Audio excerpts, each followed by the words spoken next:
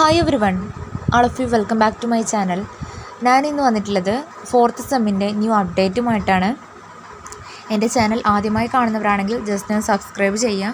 തൊട്ടടുത്ത് കാണുന്ന ബെല്ലൈക്കണൊന്ന് എനേബിൾ ചെയ്യാനും മറക്കരുത്.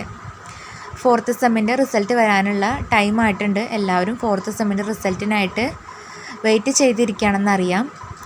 എസ് ടി കാരുടെയും അതുപോലെ റെഗുലറിൻ്റെയും ഒരുമിച്ചായിരിക്കും റിസൾട്ട് വരാനുള്ള ചാൻസ് കൂടുതലെന്ന് പറഞ്ഞു.